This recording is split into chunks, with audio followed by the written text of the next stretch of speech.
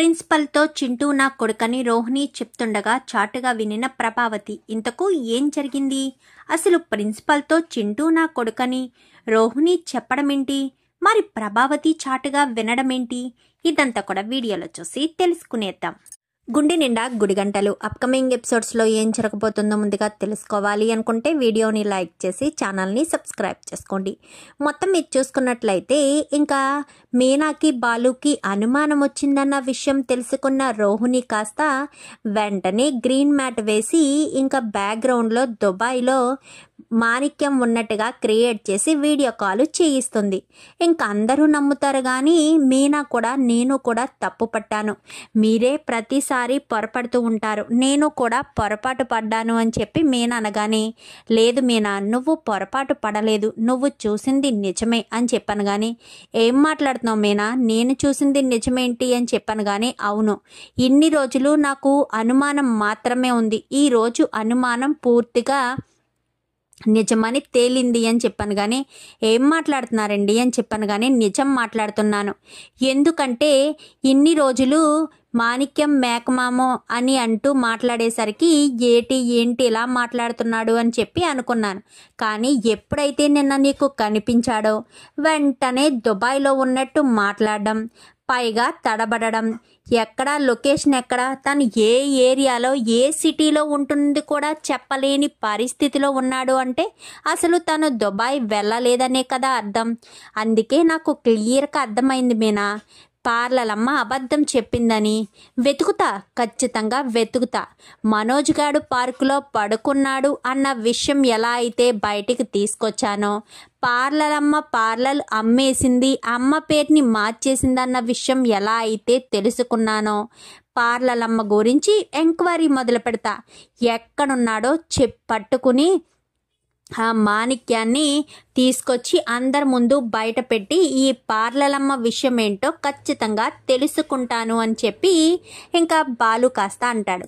అనేసరికి ఇంకా మీ ఇష్టం, మీకు ఎలా నచ్చితే అలా చెయ్యండి అనగానే సరే అని మరుసటి రోజు అందరూ కూడా డ్యూటీకి వెళ్ళిపోతారు. వెళ్ళిపోయేసరికి సత్యం అయితే ఏంటి ఇంట్లో ఎవరు ఏమిస్తున్నారో ఏమీ తెలియడం లేదు, అసలు అందరూ కూడా పనులు చేసుకుంటున్నారు కాబట్టి ముగ్గురికి సమానంగా బాధ్యతలు ఇవ్వాలి అని చెప్పి అనుకుని వెంటనే ఇంకా సత్యం అయితే ఆ రోజు సాయంత్రం అసలు ఎన్ని రోజులు ఇంట్లోకి ఎంత ఖర్చు అవుతుంది, ఏం ఖర్చు అవుతుంది ఏమీ పట్టించుకోవడం లేదు, ఇప్పుడు నేను అడుగుతున్నాను ఎవరెవరు ఇంటికి ఎంత ఇస్తారు అని చెప్పనేసరికి రోహిణి మనోజ్ అయితే 8,000 ఇస్తాము అని చెప్తారు.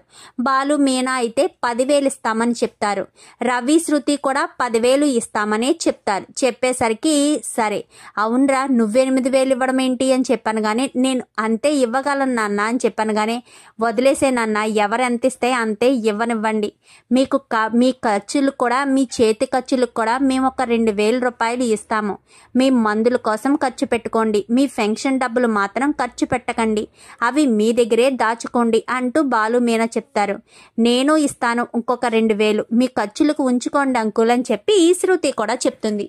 చెప్పేసేసరికి ఇంకా మనోజు బాలు రవి ముగ్గురు కూడా మేడ మీద నిలబడి ఏంట్రా ఎప్పుడూ లేనిది నాన్న ఎందుకు ఇలా చేస్తున్నాడు, కొంపతీసి మనం ముగ్గురికి 3 ఇల్లులు ఈ 3 రూమ్లు రాసేసి నాన్న మరో చోట ఎక్కడైనా ఇల్లు కొనుక్కుని వెళ్ళిపోతాడేమో అని చెప్పి మనోజ్ అనగానే ఏంట్రా వాగుతున్నావు అంటూ మనోజ్ని కొట్టడానికి వెళ్తాడు.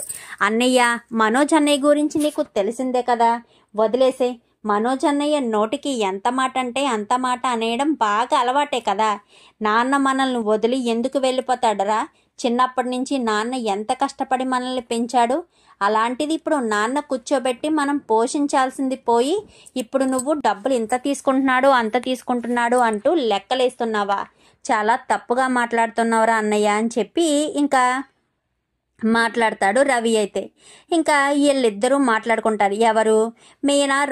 మీనా శృతి ఇద్దరు మాట్లాడుకుంటారు. మాట్లాడుకునేసరికి ఏంటి మీరిద్దరూ కలిసి అంకుల్ని కాకాపడుతున్నారా, మీకు ఏదైనా అయినా సపోర్ట్గా ఉంటారని అంకుల్ని కాకాపడుతున్నారా అని చెప్పి రోహిణి అనేసరికి మేమేమి కాకా పట్టడం లేదు, మేము డబ్బులు ఇచ్చినా ఇవ్వకపోయినా అంకుల్ ఎప్పుడు మంచి ఎటుపక్క ఉంటే అటుపక్కే మాట్లాడతారు, కానీ నీలా మాత్రం ఆంటీకి నెలకి 5,000 ఇచ్చి మరీ మేము కాకా పట్టడం లేదు కదా అని చెప్పనేసరికి ఒక్కసారిగా రోహిణి షాక్ అవుతుంది. ఏం మాట్లాడుతున్నావు శృతి అని చెప్పాను కానీ మాకు తెలియదు అనుకుంటున్నావా? ప్రతి నెల ఆంటీకి పాకెట్ మనీ అంటూ నువ్వు 5,000 ఇవ్వడం, ఆ 5,000 ఆవిడ దాచిపెట్టుకోవడం మాకు తెలియదు అనుకుంటున్నావా? నీకు మనోజ్కి సపోర్ట్గా మాట్లాడడం కోసమే కదా నువ్వు ఇలా చేస్తున్నావు అని చెప్పి శృతి అనేసరికి రోహిణి కాస్త ఏం మాట్లాడకుండా సైలెంట్గా వెళ్ళిపోతుంది. భలే మాట్లాడావు శృతి, నువ్వు మాట్లాడిన మాటలకి రోహిణి నోరు మూసుకుని వెళ్ళిపోయింది అని చెప్పనేసరికి అంతే మీనా, ఉన్నది ఉన్నట్టు చెప్పేయాలి. మనం ఏదో అబద్ధం చెప్పినట్టు మోసం చేసినట్టు అస్సలు ఉండకూడదు అని చెప్పి ఇంకా శృతి కాస్త అంటుంది. ఇంకా ఇదిలా ఉండగా రోహిణి పార్లర్కి వెళ్ళిపోతుంది. వెళ్ళిపోయిన తర్వాత అవునే మీ ఇంటికి ఫోన్ చేసావా? అసలు చింటూకు ఎలా ఉందో కనుక్కున్నావా? అసలు పట్టించుకోవేంటి? చింటూ నీ కొడుకన్న విషయం మర్చిపోయావా ఏంటి? నువ్వేం చేస్తున్నావో ఏమీ అర్థం కాదు అని చెప్పాను కానీ అది కాదు అని చెప్పనేసరికి ఏది కాదు, చింటూ నీ కొడుకే కదా, నీ కొడుకుని చూసుకోవాల్సిన బాధ్యత నీదే కదా, అది కూడా పట్టించుకోకుండా నువ్వు ఇలా ఉండడం ఏంటో నాకు అర్థం కావట్లేదు అని చెప్పాను కానీ అదేం కాదేవే అని చెప్పనేసరికి చూడు రోహిణి, నువ్వు చాలా తప్పులు చేశావు, అబద్ధాలు చెప్పావు, మోసాలు చేశావు. కానీ ఏదొక రోజు ఖచ్చితంగా నీ గురించి నిజం బయటపడుతుంది. నిజం బయటపడుతుందని కాదు కానీ నువ్వు అసలు అర్థం చేసుకోవాలి కదా. అర్థం చేసుకుని ఏదో రకంగా నీ కొడుకుని బాగు చేసుకోవాలి కదా, నీ కొడుకుని నీ దగ్గరికి తెచ్చుకోవాలి. ఆ విషయం మర్చిపోయావా ఏంటి? నీ కొడుకు ఎప్పటికైనా నీ దగ్గరికి రావాల్సిందే. ఆ విషయం మాత్రం నువ్వు మర్చిపోవద్దు అనగానే ఎలా మర్చిపోతాను అని చెప్పాను కానీ ఎలా మర్చిపోతాను అంటూనే మర్చిపోతున్నావు కదా. నీ కొడుకుకి నువ్వంటే చాలా ఇష్టం, పైగా నువ్వే తల్లివన్న విషయం కూడా వాడికి తెలిసిపోయింది అన్నావు. మరి అలాంటిటప్పుడు వాడికి దూరంగా ఉంటే వాడు వండనిస్తాడా? ఏదో ఒక రోజు అమ్మ కావాలి అని మారం చేయడం మొదలు పెడతాడు. అందుకే నువ్వు వాడి కోసం ఏమీ చేయలేదు కాబట్టి ఇప్పటికైనా నీకు ఆదాయం బాగుంది. పైగా వర్ధన్ గాడి ప్రాబ్లం కూడా తీరిపోయింది కాబట్టి వెంటనే మీ అమ్మ వాళ్ళని ఇక్కడికి పిలిపించి ఇక్కడికి తీసుకొస్తే బాగుంటుంది అనగానే ఎక్కడికి ఎందుకు అని చెప్పాను కానీ తీసుకురావే, తీసుకొస్తేనే కదా బాగుంటుంది అని చెప్పనేసరికి ఏమోనే నాకెందుకో వద్దు అనిపిస్తుంది అని చెప్పాను కానీ వద్దని అనిపించినా ఖచ్చితంగా మీ అమ్మ వాళ్ళని ఇక్కడికి తీసుకురావాలి, తీసుకురొచ్చితేనే బాగుంటుందని నా ఉద్దేశం అని చెప్పనేసరికి అది కాదే అని చెప్పాను కానీ ఇంకా చాలు రోహిణి, వాడిని నువ్వు చదివించు, నువ్వు బాధ్యత తీసుకో. మీ అమ్మ ఆరోగ్యం అంతంత మాత్రంగా ఉంది, వాడిని పోషించవలసిన బాధ్యత నీది. మరి అలాంటి తప్పుడు వాడిని పోషించాలి కదా, చూసుకోవాలి కదా అని చెప్పాను కానీ అది అనగానే ఇంకేం ఆలోచించొద్దు రోహిణి అని చెప్పనేసరికి వెంటనే సుగుణమ్మకు ఫోన్ చేస్తుంది. అమ్మ మీరు ఎక్కడున్నా బట్టలు తీసుకుని అర్జెంటుగా రాజమండ్రి వచ్చేయండి అని చెప్పనేసరికి ఎక్కడికమ్మా? వాడు మళ్ళీ రేపటి నుంచి స్కూల్కి వెళ్ళాలి కదా అని చెప్పనేసరికి రేపటి నుంచి స్కూల్కి వెళ్ళడం అనవసరం, ఇప్పుడు మాత్రం ఇలా ఉంటే బెటర్ ఏమో నా ఉద్దేశం అని చెప్పాను కానీ ఎందుకో వాడిని ఇక్కడే చదివిందామని అనుకుంటున్నాను. నువ్వు అక్కడ కష్టపడి వాడిని చదివించి నువ్వు చూసుకోవడం నీకు ఓపిక ఉండడం లేదు కదా, అందుకే వాడిని తీసుకుని సరాసరి ఇక్కడికి వచ్చేసాయమ్మా అని చెప్పాను కానీ వద్దు రోహిణి, నువ్వు గనక అక్కడే ఉండి ప్రతి క్షణం మా గురించి ఆలోచిస్తే ప్రతిసారి నువ్వు టెన్షన్ పడతావు. పైగా మీ అత్తగారు కూడా ఎంత దారుణంగా మాట్లాడుతున్నారో కదా అని చెప్పాను కానీ లేదమ్మా అలాంటిదేమీ ఉండదమ్మా, వాడిని తీసుకుని వచ్చేసాయి, ఇక్కడే నేను స్కూల్లో జాయిన్ చేస్తాను, వాడి బాధ్యత నేనే చూసుకుంటాను, నువ్వు వాడి బాధ్యత ఎన్ని రోజులు చూసుకున్నది చాలు అని చెప్పి ఇంకా రోహిణి అనేసరికి సరేనమ్మా నా మాట కాదనవు అని చెప్పనగానే వద్దమ్మా వదిలేసాయి, ఇంకా దాని గురించి ఆలోచించుకో, ముందు బయలుదేరు అని చెప్పాను కానీ సరే అని ఇంకా బయలుదేరిపోతారు. బయలుదేరిపోయేసరికి ఇంకెక్కడికి వచ్చేస్తారు. ఇక్కడికి రావడంతో ఇక్కడ ఒక స్కూల్లో జాయిన్ చేసేస్తుంది రోహిణి. అయితే స్కూల్లో జాయిన్ చేసేసేసరికి ఇంకా డైలీ స్కూల్కి వెళ్తూ వస్తూ ఉంటాడు. వెళ్తూ వస్తూ ఉండేసరికి సుగుణమ్మను కూడా ఒక ఇల్లు తీసి ఒక ఇంట్లోనే ఇక్కడే పెట్టేస్తుంది. ఎందుకంటే అస్తమాను పల్లెటూరు వెళ్ళి చూడడం చేయడం అది చాలా కష్టంగా అనిపిస్తుంది రోహిణికి. అయినా వాళ్ళ బాధ్యతని తీసుకుంది కదా, సో ఇక్కడే ఒక ఇల్లు తీసి ఇంట్లో కావాల్సినవన్నీ కూడా అక్కడి నుంచి సామానాలు అయ్యి తెప్పించి ఇక్కడే చూసుకుంటుంది. ఇక్కడే చూసుకునేసరికి అంతా బాగానే ఉంటుంది. ఒకరోజు భోజనాల దగ్గర కూర్చుని ఉండగా రోహిణి అందరూ తినేస్తారు, రోహిణి ఒక్కతే ఉండి తింటూ ఉండేసరికి సడన్గా ప్రిన్సిపల్ అని ఉంటుంది, ప్రిన్సిపల్ మేడం అని. పక్కన ఫోన్ ఉంటుంది. మా ఫోన్ వచ్చేసరికి చెప్పండి మేడం అని చెప్పాను. కానీ ఎక్కడున్నావమ్మా అని చెప్పాను. కానీ నేను ఇంట్లో ఉన్నాను అనేసరికి అర్జెంటుగా ఒకసారి స్కూల్కి రామ్మా అనగాని స్కూల్కా ఇప్పుడెందుకు మేడం అని చెప్పాను. కానీ మీ బాబుకి హెల్త్ ప్రాబ్లం వచ్చింది మేడం, ఒకసారి అర్జెంటుగా రండి అనగాని ఇప్పుడే బయలుదేరుతున్నారు మేడం అని గబగబా చేయి కడుక్కుంటుంది. ప్రభావతి అక్కడే ఫ్రిడ్జ్ దగ్గర ఉంటుంది. కానీ వీళ్ళ రోహిణి ఫోన్లో మాట్లాడిన మాటలు వింటుంది. కానీ రోహిణి చూసుకోదు. ఇదేంటి స్కూల్ అంటుంది, అసలు రోహిణికి స్కూల్కి వెళ్ళవలసిన పనేముంది, స్కూల్కి అంత అర్జెంటుగా ఎందుకు వెళ్తుంది, స్కూల్లో ఎవరున్నారు అని చెప్పి ప్రభావతికి అంతకుముందే రోహిణి మీద కొంచెం అనుమానం మొదలవుతుంది. సో అనుమానంతో వెనకాలే ఫాలో అయి వెళ్తుంది. వెళ్ళేసరికి కరెక్ట్గా అప్పుడే చింటూని ప్రిన్సిపల్ మేడం దగ్గర కూర్చోబెట్టి ఉంచేసరికి ఇంకా కూర్చోబెట్టి ఉండగానే లోపలికి వెళ్ళేసరికి ఏమైంది మేడం అని చెప్పాను. కానీ ఈ అబ్బాయి అని చెప్పాను. కానీ మా అబ్బాయి నా కొడుకే అని చెప్పాను. కానీ తనకు హెల్త్ బాగాలేదు కదా మేడం, చూసుకోవాలి కదా అనగానే ఏమైంది మేడం అని చెప్పాను. కానీ తను సరిగ్గా తినడం లేదేమో, బెంగ పెట్టుకున్నాడేమో, అందుకే ఈ మధ్య బాగా నీరసంగా ఉంటున్నాడు అనగాని ఏరా చింటూ ఏమైందిరా అని చెప్పాను. కానీ అదేం కాదమ్మా, నాకు కొంచెం భయంగా అనిపిస్తుంది, రాత్రులు కలలు పిచ్చి కలలు వస్తున్నాయమ్మా అని చెప్పనేసరికి మీ అమ్మగారు నీ దగ్గర ఉండరా అని చెప్పనేసరికి మా అమ్మ మా ఇంట్లో ఉండదు, వేరే ఇంట్లో ఉంటుంది అని చెప్పి చింటూ అంటాడు. ఈ మాటలన్నీ కూడా ప్రభావతి రోహిణిని ఫాలో అయి వచ్చింది కదా, కిటికీలోంచి చూస్తుంది. ఒక్కసారిగా షాక్ అయిపోతుంది. ఇదేంటి వీడు అమ్మ అని పిలుస్తున్నాడు, మా అమ్మ మా ఇంట్లో ఉండదు వేరే ఇంట్లో ఉంటుంది అని అంటున్నాడు, ఏంటిదంతా అని చెప్పి అనుకుంటూనే పక్కకుండేసరికి సరే మేడం నేను చూసుకుంటాను అని చెప్పి రోహిణి కాస్త చింటూని ఎత్తుకుని తీసుకుని వస్తూ ఉండేసరికి ఏమైందిరా చింటూ, ఎందుకు నువ్వు అంతలా బాధపడుతున్నావు, దేని గురించి అనగానే నిన్ను చూడాలని నీతోనే ఉండాలని అనిపిస్తుందమ్మా, ఇన్ని రోజులు నువ్వే మా అత్తవి అనుకున్నాను, అమ్మ ఎవరో తెలియదు అనుకున్నాను, కానీ ఎప్పుడైతే నా కంటికి దెబ్బ తగిలినప్పుడు నువ్వే మా అమ్మవి, నా కన్న తల్లివి అని తెలిసిన తర్వాత నిన్ను వదిలి ఒక్క క్షణం కూడా ఉండాలని అనిపించడం లేదు, అందుకేనమ్మా అని చెప్పనేసరికి అలా కాదురా, నా సిచ్యువేషన్ కూడా అర్థం చేసుకోవాలి కదా, అయినా నేను నా భర్తతో మాట్లాడతాను, నిన్న ఆ ఇంటికి తీసుకువెళ్తాను అనగానే వద్దమ్మా, ఆ ఇంట్లో వాళ్ళు ఆ ముసలావిడ పెద్దావిడ ఉంది కదా,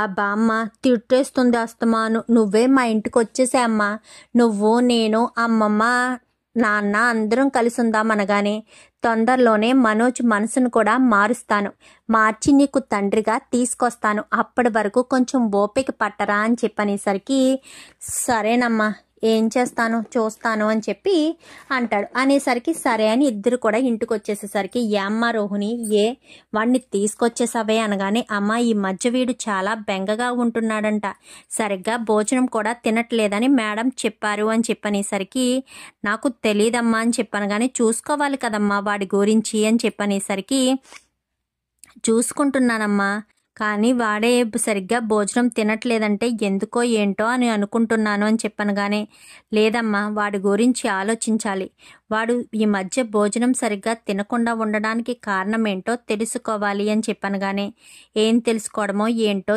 ఏమీ అర్థం కావట్లేదు, నువ్వేమో వాడిని ఇక్కడ వదిలేసి వెళ్తున్నావు, వాడేమో నీ మీదే బెంగ పెట్టుకుని ప్రతి క్షణం నీ గురించి ఆలోచిస్తున్నాడు అని చెప్పనేసరికి నా సిచ్యువేషన్ నీకు తెలుసు కదమ్మా, వాడికైతే తెలీదు, నీకు తెలీదా ఏంటి, నీకు తెలుసు కదా, నువ్వైనా వాడికి అర్థమయ్యేటట్టు చెప్పాలి కదా అనగానే చెప్తున్నాను రోహిణి, అయినా వాడు వినిపించుకోకపోతే నేను ఏం చేయాలి చెప్పు, వాడికి నేను ఎంతో చెప్పి చూస్తున్నాను, అయినా సరే వాడు అమ్మ అమ్మ అంటూ నిన్నే కలవరించడం మొదలు పెడుతున్నాడు, నేను వాడికి ఎన్నోసార్లు చెప్పాను మీ అమ్మ నీకు దగ్గర ఉండే పరిస్థితి కాదురా, ఆ సిచ్యువేషన్ లేదు, వచ్చినప్పుడు ఖచ్చితంగా మీ అమ్మ నీ దగ్గరే ఉంటుంది కదా, టైం స్పెండ్ చేస్తుంది కదా అని చెప్పాను.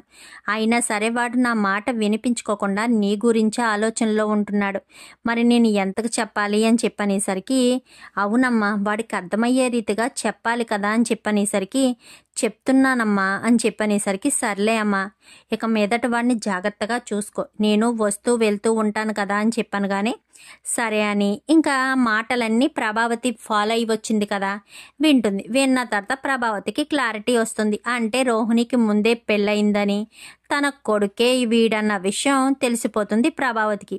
తెలిసిపోవడంతో ప్రభావతి ఏం మాట్లాడదు, ఇంకక్కడ సైలెంట్గా ఇంటికి వచ్చేస్తుంది. ఇంటికి వచ్చేసి ఇంటి దగ్గర రోహిణి కోసం ఎదురు చూస్తూ ఉంటుంది. ఎదురు చూస్తూ ఉండేసరికి రోహిణి కాస్త ఇంటికి వస్తుంది. ఇంటికి రావడంతో ఎక్కడికి వెళ్ళావు రోహిణి అని చెప్పనేసరికి, అది అత్తయ్య పార్లర్లో పనుండి అని చెప్పాను. కానీ ఓహో పార్లర్లో పనుండి భోజనం తింటూ ఉండగానే హడావిడిగా వెళ్ళిపోయావు అంతేనా అని చెప్పాను. కానీ లేదత్తయ్య భోజనం పూర్తిగా తినేసే వెళ్ళాను అనగానే, ఓహో అంటే ఇప్పుడు నువ్వు పార్లర్కే వెళ్ళానంటావు అనగానే, అవునత్తయ్య నేను పార్లర్కే వెళ్ళాను అనగానే చెంప చెల్లు అనిపిస్తుంది. నువ్వెక్కడికి వెళ్ళావో చెప్పనా, నువ్వు స్కూల్కి వెళ్ళావు, స్కూల్కి వెళ్ళి నీ కొడుకుతోటి నీ అక్కడ ఉన్న ప్రిన్సిపల్ మేడం తోటి మాట్లాడి అక్కడి నుంచి కాస్త సరాసరి మీ అమ్మ దగ్గరికి వెళ్ళి వాడి బాధ్యత మీ అమ్మకి పూర్తిగా అప్పచెప్పి నువ్వు అక్కడి నుంచి వచ్చావు అంతే కదా అని చెప్పాను. కానీ అది కాదమ్మా అని చెప్పాను. కానీ ఇంకా చాలు, నువ్వు చెప్పింది నేను విన్నది చాలు రోహిణి, ఎంత మోసం చేస్తావని కలలో కూడా అనుకోలేదు.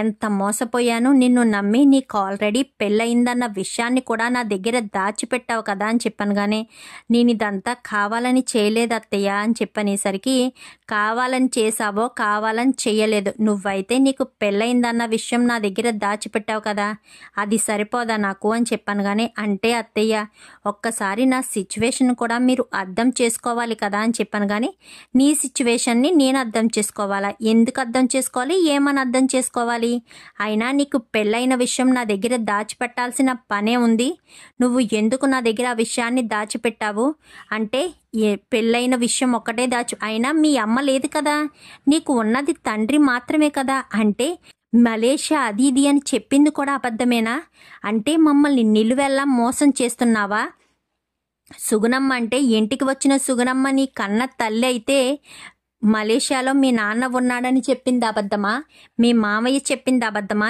ఏంటి అబద్ధం చెప్పు రోహిణి అని చెప్పనేసరికి, సరే అత్తయ్య ఇంతవరకు వచ్చింది కాబట్టి నిజమే చెప్తున్నాను, ఇక మీదట అబద్ధాలు చెప్పి చెప్పి విసిగిపోయాను, ఎంతో మోసం చేస్తున్నాను, మిమ్మల్ని బాధ పెడుతున్నాను అని నాకు అనిపించింది, నిజం చెప్తున్నాను. నిజానికి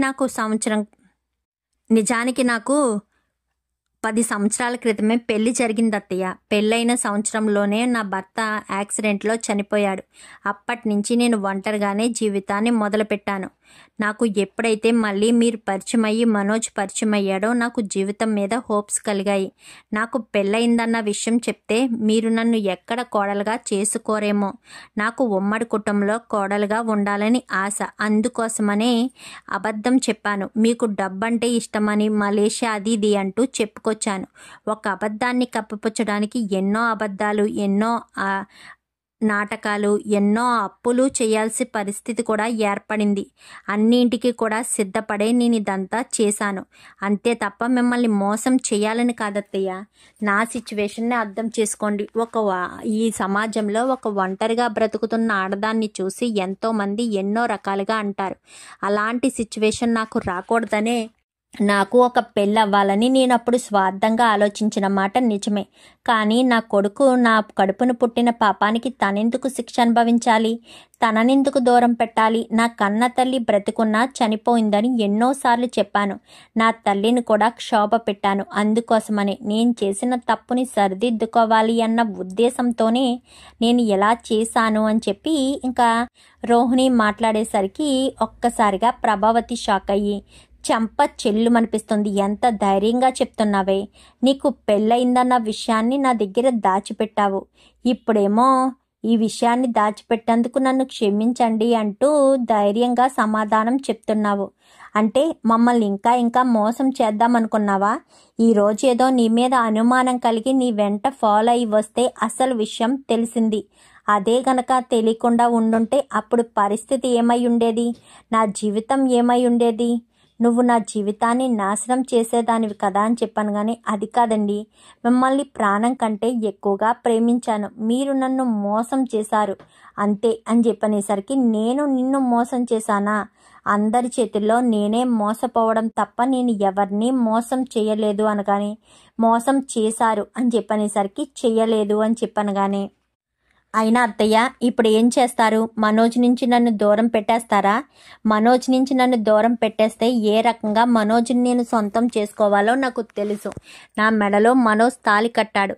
నా భర్త చనిపోయిన తర్వాతే నేను మనోజ్ని పెళ్లి చేసుకున్నానే తప్ప నా భర్త బ్రతుకుండగా మనోజ్ని నేను చేసుకోలేదు.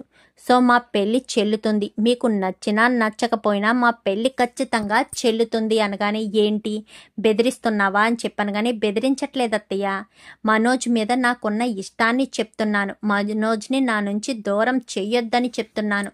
అయినా మనోజ్ మొన్నటి వరకు నేనే కదా చూసుకున్నాను. ఇప్పుడేదో మనోజ్ వ్యాపారం ఏదో పెట్టాడు అని చెప్పాను. కానీ మరి ఆ 25 లక్షలు ఎక్కడి నుంచి తెచ్చావు? నీకు తండ్రే లేడు కదా, మరి తండ్రే లేనప్పుడు 25 లక్షలు ఎక్కడి నుంచి వచ్చాయి అనగానే, ఆ డబ్బులు మామయ్య గారివే. కల్పన దగ్గర నుంచి నేనే బలవంతంగా కల్పనను దాచిపెట్టి మరీ నేను ఆ డబ్బులు ఇచ్చేటట్టు చేశాను అని చెప్పనేసరికి ఒక్కసారిగా షాక్ అయిపోతుంది ప్రభావతి. అంటే ఈ డబ్బు మా ఆయనదే, మా ఆయన డబ్బునే నువ్వు అటు తిప్పి ఇటు తిప్పి మళ్ళీ మా చేతికే వచ్చేటట్టు చేసావా? ఎంత మోసం చేసావే, ఎంత కుట్ర చేసావే అనగానే, అవునత్తయ్య మీ దగ్గర నుంచి పదే పదే నేను ఏదో రకంగా బయట పడాలి అనుకున్నాను కాబట్టే కదా ఇలా చేయాల్సి వచ్చింది. పైగా మీరు నన్ను ప్రతి క్షణం నా తండ్రి గురించి అడుగుతున్నారు, నా తండ్రి గురించి వేధిస్తున్నారు. అందుకోసమని నా తండ్రి ప్రాబ్లం నుంచి బయట పడాలి అన్న ఉద్దేశంతోనే నేను ఇలా చేశాను అని చెప్పనేసరికి ఇంకా ఒక్కసారిగా ప్రభావతి కాస్త చెంప చెల్లుమనిపించి, నీ పెళ్ళి ఇంట్లో ఉండడానికి వీల్లేదు, తక్షణమే వెళ్ళిపో అనగానే, ఎక్కడికి వెళ్ళిపోతాను అత్తయ్య? ఎక్కడికి వెళ్ళిపోమంటే ఎక్కడికి వెళ్ళిపోవాలి? అయినా నాకు ఇంట్లో ఉండే హక్కు అధికారం ఉంది. హక్కు అధికారం ఉన్నప్పుడు నన్ను ఎక్కడికి వెళ్ళమని చెప్పే హక్కు అధికారం మీకు లేదు. మీరు ఇంటి కోడలుగా ఎలా అయితే వచ్చారో నేను ఇంటి కోడలుగా అలానే వచ్చాను అని చెప్పి మాట్లాడేసరికి ఇంకా ఏం మాట్లాడకుండా సైలెంట్గానే ప్రభావతి అయితే ఉంటుంది. ఇదే విషయం మనోజ్ ఇంటికి వచ్చిన తర్వాత మనోజ్కి కూడా చెప్పడంతో మనోజ్ ఒక్కసారిగా షాక్ అయిపోతాడు. ఇప్పుడు మనోజ్ ప్రభావతి రోహిణిని ఇంట్లో ఉండనిస్తారా, లేక ఇంట్లోంచి బయటకు గెంటేస్తారా? ఒకవేళ ఇంట్లోంచి బయటకు గెంటేస్తే రోహిణి పరిస్థితి ఏంటి? మళ్ళీ రోహిణి ఇంటికి రావడానికే ప్రయత్నిస్తుందా? చూద్దాం మరి రాబోయే ఎపిసోడ్స్లో ఏం జరుగుతుందో.